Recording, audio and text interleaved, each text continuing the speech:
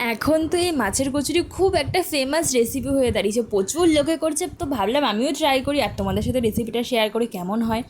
তো আমি নিয়েছি রুই মাছের পেটির দিকটা, তো পেটির পিসগুলো নেওয়ার চেষ্টা করবে, তাতে কাঁটাটা ভালো করে ছাড়বে। এবার মাছগুলোকে আমি নুন হলুদ দিয়ে ভালো করে জলে সেদ্ধ করে কাঁটাটা ছেড়ে নেব। ভালো করে ধৈর্য সহকারে করবে এই কাজটা, নাহলে খেতে গেলে মুখে পড়লে খুব একটা বাজে ব্যাপার হবে।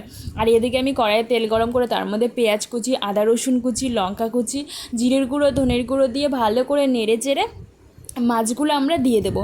দিয়ে ওপর দিয়ে একটু ধনেপাতা আর গরম মশলা দিয়ে আমরা পুরটাকে রেডি করে নামিয়ে নেব। ব্যাস, এবার পুরটা ঠান্ডা হতে হতে আমি এদিকে আগের থেকে ময়দাটা মেখে রেখেছিলাম। এবার ছোট ছোট করে লেচি কেটে তার মধ্যে পুরগুলো ভরে মুখটা বন্ধ করে হালকা হাতে বেলে ব্যাস গরম গরম ছাকা তেলে আমরা ভেজে নেবো। আর রেডি হয়ে গেলে আমাদের একদম গরম গরম আর ফুলকো ফুলকো মাছের কচুরি। তো দারুণ হয় খেতে, তোমরা বাড়িতে অবশ্যই ট্রাই করতে পারো আর আমার সাথে শেয়ার করো। ভালো লাগলে সাবস্ক্রাইব করে দিও।